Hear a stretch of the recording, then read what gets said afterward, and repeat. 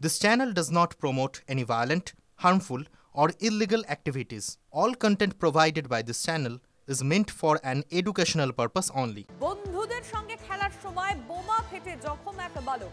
হাওড়ার 10 নম্বর বোধন মিস্ত্রি লেনের ঘটনা এটি। গুরুতর আহত অবস্থায় হাওড়া হাসপাতালে ভর্তি করা হয়েছে বালককে। বাড়ির সামনেই খেলছিল ওই বালক, আর তখনই বিস্ফোরণে কেঁপে ওঠে এলাকা। আহত হয় বালক। আরও একবার আপনাদের জানিয়ে রাখবো, বন্ধুদের সঙ্গে খেলার সময় বোমা ফেটে জখম এক বালক। হাওড়ার 10 নম্বর বোধন মিস্ত্রি লেনের ঘটনা। আমাদের রিপোর্টার সুব্রতর সঙ্গে সরাসরি এই বিষয়ে কথা বলতে চাইবো।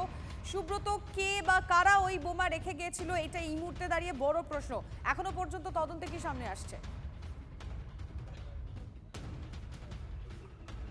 দেখো, একেবারেই আমি এই ঘটনাস্থলে রয়েছি। এখানে কিন্তু ব্যারিকেড করে ঘিরে দেওয়া হয়েছে। এইখানেই বাড়ির সামনেই খেলছিল প্রায় বছর 10-এর একটি বালক, এবং সে খেলতে খেলতেই কিন্তু প্রচন্ড শব্দ হয় এবং তার মা বাড়ি থেকে বেরিয়ে এসে দেখে আহত অবস্থায় মাটিতে লুটিয়ে পড়ে রয়েছে।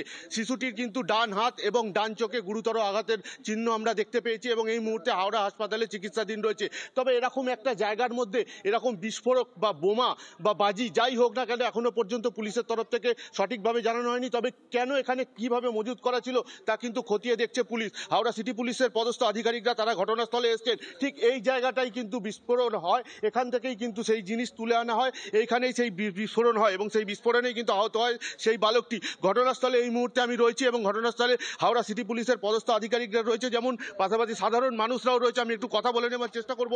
দিদি, কখন এই ঘটনা ঘটেছে, কি শুনেছেন? 3টে নাগাদ হয়েছে। কি হয়েছে? বাচ্চাগুলো খেলছিল মাঠে, খেলতে খেলতে এবার কোথা থেকে কিছু একটা কুড়িয়ে এনেছিল, এবার কোথা থেকে এনেছে বলতে পারছি না, আমরা ঘরেই ছিলাম। হঠাৎ দেখি একটা খুব দুম করে আওয়াজ হলো। আওয়াজ হওয়ার পরে ওইখানে আগুন জ্বলছিল। আওয়াজটা কি সাধারণ বাজির মতো না? বাজির মতো নেই, অনেক বেশি, তার থেকে অনেক বেশি, তার থেকে একটু বেশি। আচ্ছা, বাচ্চাটার কোথায় কোথায় চোট লেগেছে? চোট আমরা দেখে হাতটা মানে জড়ানো ছিল ইয়ে দিয়ে, তখন একটা আঙুল উড়ে গেছে, এটুকুনি শুনেছি। আর দ্বিতীয় হচ্ছে, দেখো, একেবারে স্থানীয় বাসিন্দারা যেটা জানাচ্ছে, আওয়াজ কিন্তু সাধারণ শব্দবাজির না, আওয়াজটা তার থেকে অনেকটা বেশি এবং এই বিস্ফোরণে কিন্তু তার একটা আঙুল পর্যন্ত ক্ষতি হয়েছে এমনটাই জানা যাচ্ছে। তবে এরকম একটা লোকালয় এলাকা, চারিদিকে কিন্তু বাড়ি ঘরে ঘেরা এবং সামনেই খেলার মাঠ এবং একটু জিজ্ঞেস করো না, এখানে এমন কোনো মানে দুষ্কৃতী দৌরাত্ম্য বা কিছু কোনো কাউকে সন্দেহভাজন কাউকে কেউ দেখেছেন যে এই বোমা রেখে যেতে পারে? কোনো সন্দেহ রয়েছে তাদের? 4 बच्चे और भी थे। স্যার, কি হয়েছে একটু বলুন না, কটা নাগাদ হয়েছে? 40 মিনিট আগে একটা কিছু ছেলে এখানে এসে খেলছিল একটা পটকা জাতীয় জিনিস, ওরা আগুন দিতে যায়। তার পরিপ্রেক্ষিতে ওদের একটা ব্লাস্টের মতন শব্দ পাওয়া যায়। ওই ছেলেটা যে আগুন দিচ্ছিল সেটা সে ইনজিওর্ড হয়। কিন্তু সাধারণ মানুষ বলছে আওয়াজটা সাধারণ আতশবাজির না, অনেকটা জোর এবং তার একটা আঙুল নাকি খাওয়া গেছে। সেটা সে কি ইনজুরি হয়েছে সেটা ডাক্তার ওখানে অ্যাডমিট আছে, সেটা হয়তো আমরা এখনো কনফার্ম পাইনি। ইনজারি রিপোর্ট ব্যান্ডেজ হিসাবে আছে, ওটা দেখা যাচ্ছে, রিফার হচ্ছে কি হচ্ছে। এরকম একটা লোকালয়ের জায়গা যেখানে মানুষের বসবাস, সেখানে এরকম একটা বিস্ফোরক এলো। তুমি কথা বলো পুলিশের সঙ্গে। সুব্রত, আমি আসবো, কারণ বিজেপি বিষয়টাকে কিভাবে দেখছে এটাও জানার চেষ্টা করব।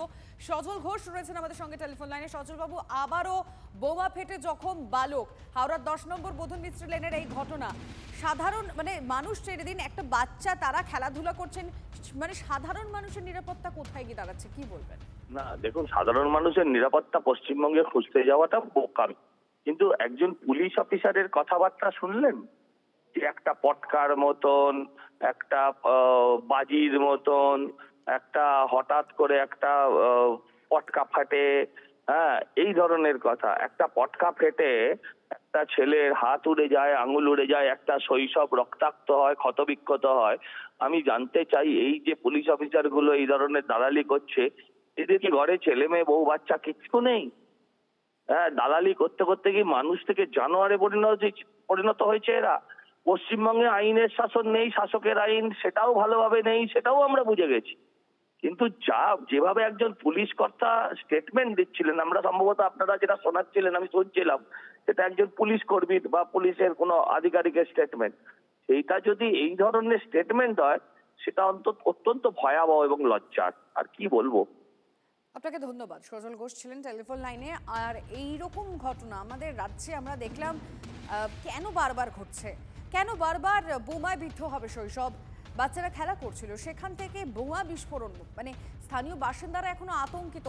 আমি সুব্রতর কাছে চলে যাব, কারণ সুব্রত একেবারে স্পটে রয়েছে। সুব্রত, যে প্রশ্নটা তোমায় করেছিলাম, মানে সেখানকার স্থানীয় বাসিন্দারা কাউকে সন্দেহ করছেন যে কে বা কারাই বোমা রেখে যেতে পারে, কারো যাতায়াত কেউ খেয়াল করেছেন কিনা?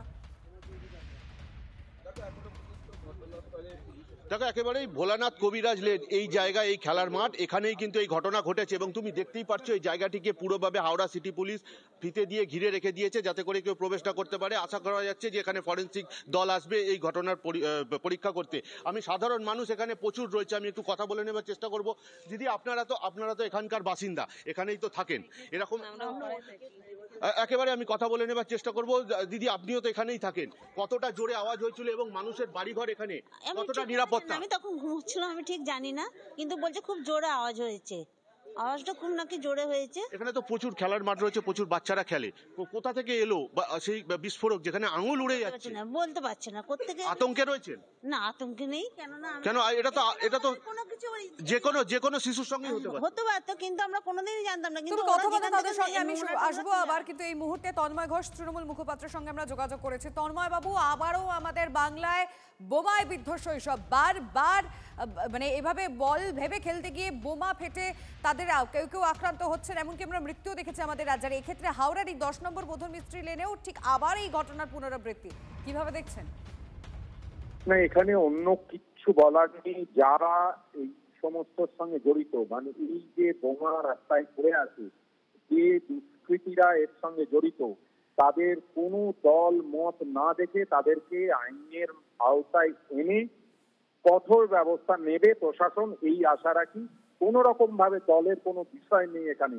সে যদি, এখন থেকে বলছি, সে যদি তৃণমূল করে, বিজেপি করে, কংগ্রেস করে, সিপিএম করে, ফ্যাক্টর না, ফ্যাক্টর হচ্ছে এই ধরনের লোকজনের জন্য যাদের শৈশব নষ্ট হয়ে যাচ্ছে, এর কোনো ক্ষমা নেই। সুতরাং প্রশাসন, আমি আশা রাখি যে প্রশাসন দ্রুততার সঙ্গে নিরপেক্ষভাবে তদন্ত করে ব্যবস্থা নেবে। ধন্যবাদ আপনাকে। বোম ফাটিয়ে নিয়েছে হাতে। কোন জায়গাটাতে? ও বাড়ির পাশে মাঠে। কি করছিল? খেলছিল তো? হ্যাঁ, অনেকগুলো বাচ্চা খেলছিল। আচ্ছা, তারপরে ওই বাড়ি ফাটল, তারপরে বেরিয়ে দেখছিলাম তাই পড়েছিল। সবাই বললো কি তুমি যে হসপিটালে নিয়ে যাও।